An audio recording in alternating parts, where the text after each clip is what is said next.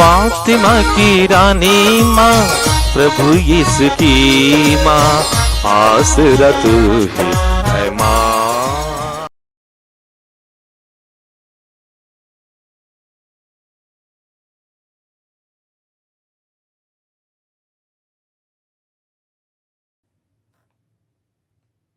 पहला पाठ नबी ईसायास का ग्रंथ, अध्याय 55, पद संख्याएं 10 से 11 तक।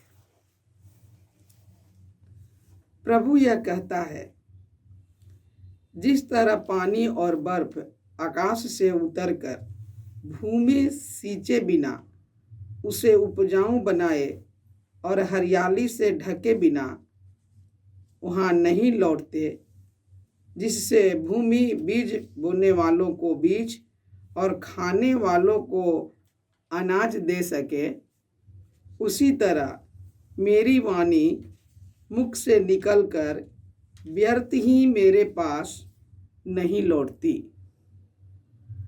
जो मैं चाहता हूँ वह उसे कर डालती है और मेरा उद्देश्य पूरा करने के बाद ही वह मेरे पास लौट आती है। प्रभु की वाणी। ईश्वर को धन्यवाद। भजन अनुवाक्य। ईश्वर हर प्रकार की विपत्ति में उनकी रक्षा करता है। ईश्वर हर प्रकार की विपत्ति में उनकी रक्षा करता है। मेरे साथ प्रभु की महिमा का गीत गाओ। हम मिलकर उसके नाम की स्तुति करें। मैंने प्रभु को पुकारा, उसने मेरी सुनी और मुझे हर प्रकार के भय से मुक्त कर दिया। अनुवाक्य। ईश्वर हर प्रकार की विपत्ति में उनकी रक्षा करता है। ईश्वर हर प्रकार की विपत्ति में उनकी रक्षा करता है। जो प्रभु की ओर दृष्टि लगाता है वह आनंदित होगा, उसे कभी लज्जित नहीं होना पड़ेगा। दीनहीन ने प्रभु की दुहाई दी, प्रभु ने उसकी सुनी और उसे हर प्रकार की विपत्ति से बचा लिया। अनुवाक्य। ईश्वर हर प्रकार की विपत्ति में उनकी रक्षा करता है। ईश्वर हर प्रकार की विपत्ति में उनकी रक्षा करता है। प्रभु कुकर्मियों से मुंह फेर लेता और पृथ्वी पर से उनकी स्मृति मिटा देता है। प्रभु की कृपा दृष्टि धर्मियों पर बनी रहती है, वह उनकी पुकार पर कान देता है। अनुवाक्य। ईश्वर हर प्रकार की विपत्ति में उनकी रक्षा करता है। ईश्वर हर प्रकार की विपत्ति में उनकी रक्षा करता है। धर्मी प्रभु की दुहाई देते हैं, वह उनकी सुनता और हर प्रकार की विपत्ति में उनकी रक्षा करता है। प्रभु दुखियों से दूर नहीं है, जिनका मन टूट गया है वह उन्हें संभालता है। अनुवाक्य। ईश्वर हर प्रकार की विपत्ति में उनकी रक्षा करता है। ईश्वर हर प्रकार की विपत्ति में उनकी रक्षा करता है। जय घोष। मनुष्य रोटी से ही नहीं जीता है, वह ईश्वर के मुख से निकलने वाले हर एक शब्द से जीता है। प्रभु आप लोगों के साथ हो और आपकी आत्मा के साथ। संत मत्ती के अनुसार प्रभु यीशु ख्रिस्त का पवित्र सुसमाचार। हे प्रभु तेरी महिमा हो। अध्याय 6 पद संख्याएं 7 से 15। यीशु ने अपने शिष्यों से कहा, प्रार्थना करते समय गैर यहूदियों की तरह रट नहीं लगाओ। वे समझते हैं कि लंबी लंबी प्रार्थनाएं करने से हमारी सुनवाई होती है।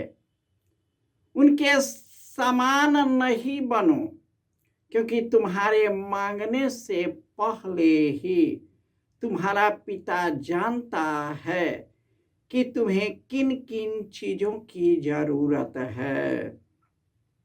तो इस प्रकार प्रार्थना किया करो। हे स्वर्ग में विराजमान हमारे पिता, तेरा नाम पवित्र माना जाए, तेरा राज्य आए, तेरी इच्छा जैसे स्वर्ग में वैसे पृथ्वी पर भी पूरी हो। आज हमारा प्रतिदिन का आहार हमें दे, हमारे अपराध क्षमा कर, जैसे हमने भी अपने अपराधियों को क्षमा किया है, और हमें परीक्षा में न डाल, बल्कि बुराई से हमें बचा।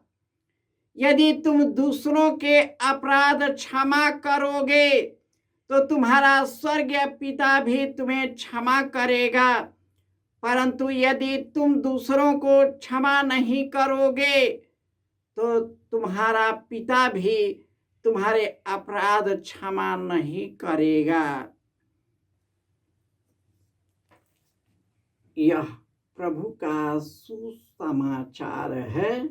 हे क्रिस्त तेरी स्तुति हो। ख्रिस्त में प्यारे भाइयों और बहनों, आज पहले पाठ में नबी ईसायास के ग्रंथ में ईश्वर ईसायास नबी के मुख से कहते हैं, जिस तरह पानी और बर्फ आकाश से उतरकर पृथ्वी को सींचे बिना और उसे उपजाऊ और हरियाली से ढके बिना वापस नहीं लौटती, उसी प्रकार मेरे मुख से निकलने वाली वाणी अपने उद्देश्य पूरा किए बिना वापस नहीं लौटता।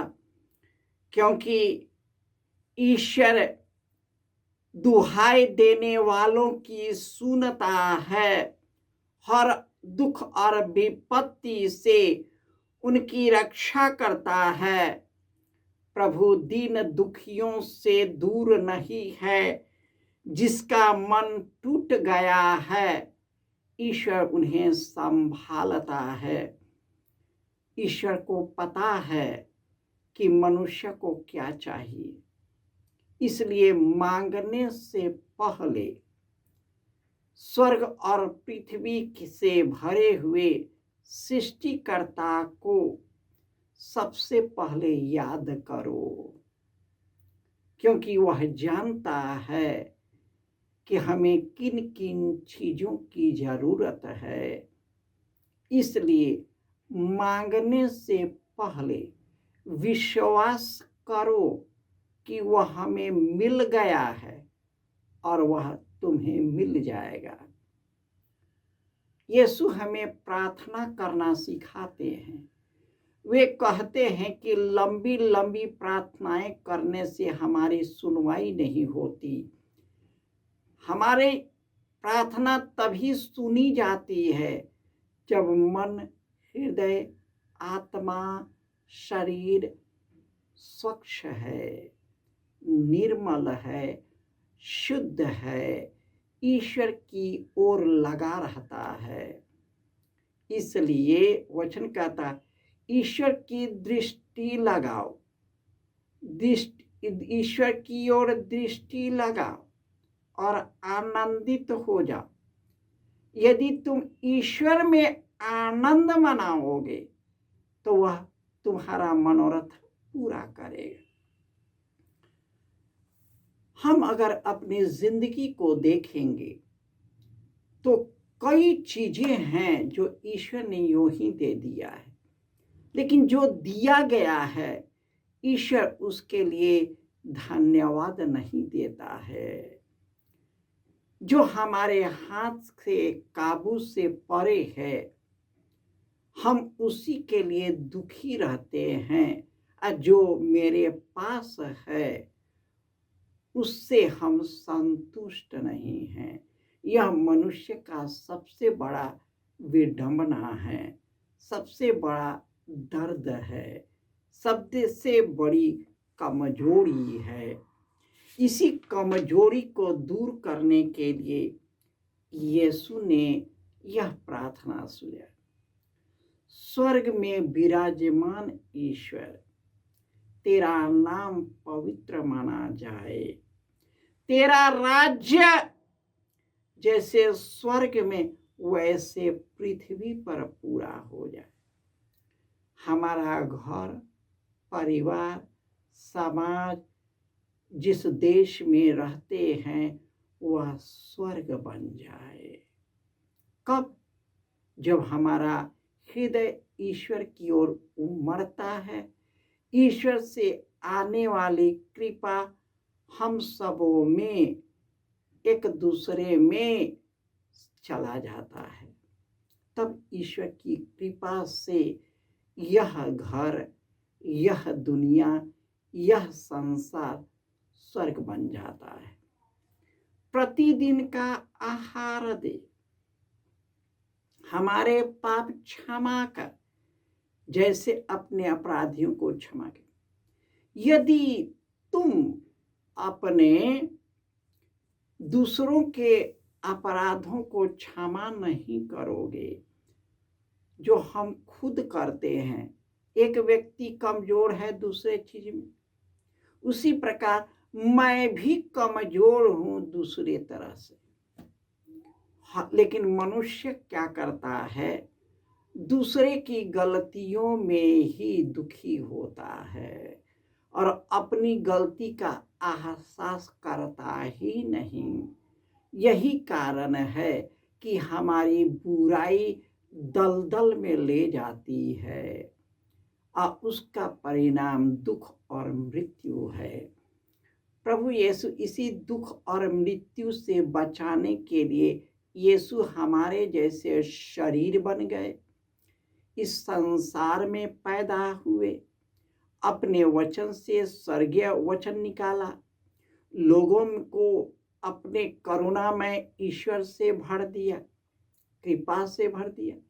लेकिन मनुष्य अपने आप में इतना जकड़ा हुआ था कि उन्होंने यीशु को पहचान नहीं पाया और इस तरह हमारे लिए ही जो मरे, हमारे मुक्ति के लिए मरे, हम उनको त्याग देते हैं।